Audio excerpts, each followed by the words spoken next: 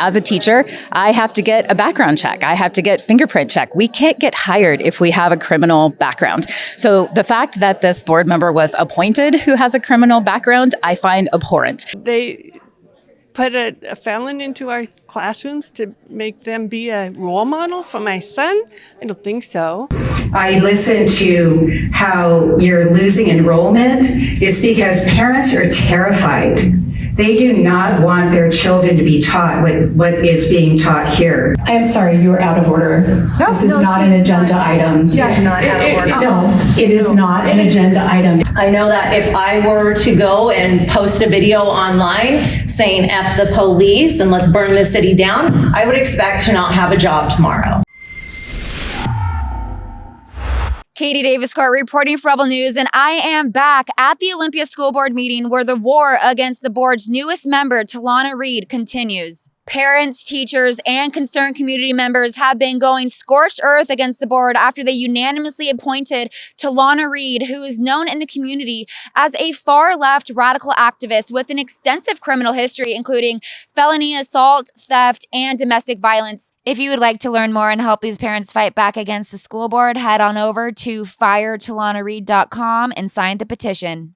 In the most shocking turn of events, Garfield Elementary School principal Brennan Chertok recently sent out a district-wide email calling the parents and teachers opposing Miss Reed disrespectful and hateful. He called on staff to show up to the board meeting tonight to support Miss Reed against what he calls hate. But as more of Talauna Reed's controversial past statements continue to surface, it is going to be that much harder for the school district to ignore their concerns. The police, man.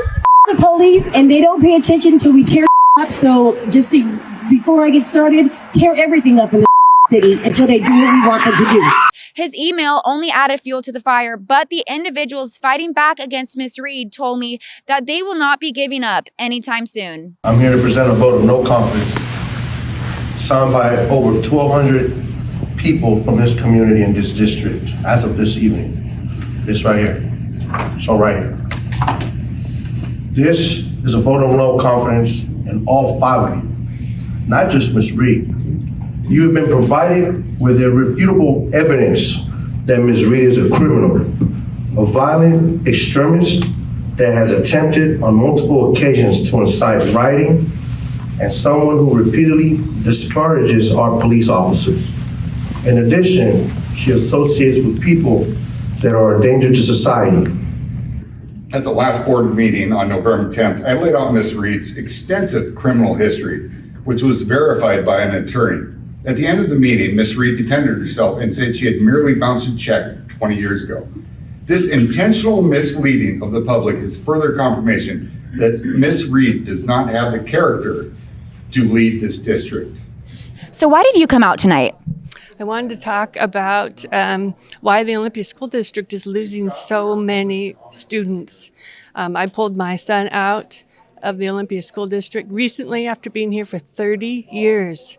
I put 50 kids through this Olympia School District, through the foster care system, my own kids, and I pulled them out.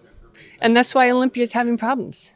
And why did you pull them out? They put a felon into our classrooms to make them be a role model for my son?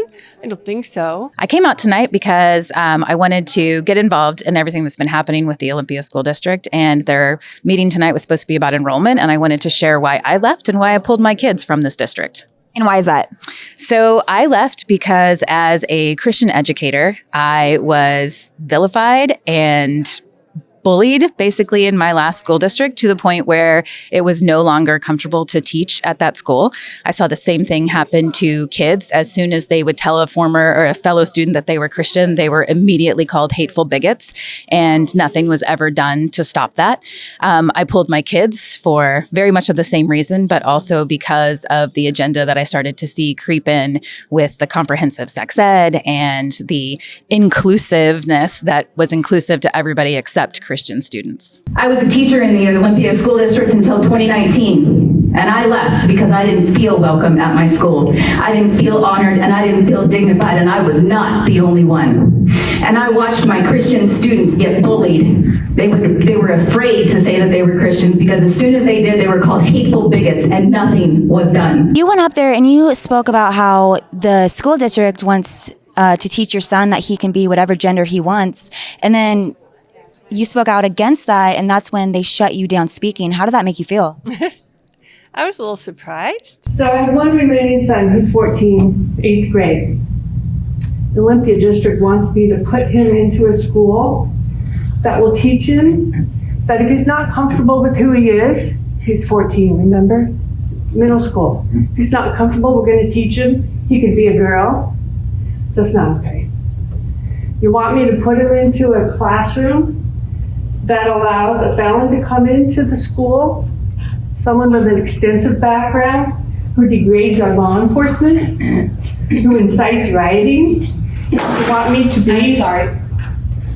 I am sorry, you are out of order.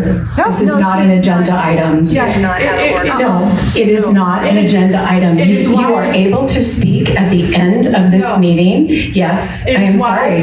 You are able to speak at the end. You are out and why of order. The school district is reading. It is not an agenda item. Yes, it is. No, it is not an agenda item. I rule that it is not an agenda item. You need to please be seated. What is the agenda? Now, please be seated. She is not out of order. Let her speak. Reducing the fact that Olympia is losing President Huffman, I move adjournment of the meeting for 10 minutes. I was really frustrated and upset to learn of the appointment of Mrs. Reed.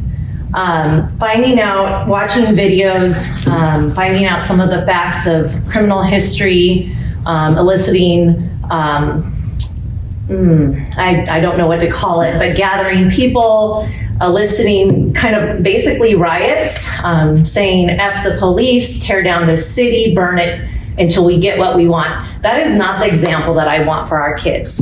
It is not appropriate. It's not okay. I went through, since I've been in education, I've gone through rigorous standards applying for jobs. Every job, every volunteer opportunity I've done, every coaching opportunity I've taken, I've had to pass a criminal background check. You cannot work with kids and have a criminal record. It's not allowed. And all I ask is that our board members be held to the same standards that everybody else in Olympia who works with kids are held to. And as a teacher, I have to get a background check. I have to get fingerprint check. We can't get hired if we have a criminal background. So the fact that this board member was appointed who has a criminal background, I find abhorrent. This district is a joke. We made national news about this. And the fact that we are hiring people who have a criminal background and putting them in charge of students, like that is not acceptable to me as a parent, as a teacher, as an educator. And so I find it, I find it really sad. The one thing I will say, the board member said, they had all these meetings beforehand. I never heard about them, but I will say the one thing she has done, she's awakened the sleeping majority. So the majority has been silent, and now the majority sees what happens when they're silent, and they are silent no longer. Right. Now, speaking of the majority, at the last board meeting, you guys delivered a petition with thousands of signatures.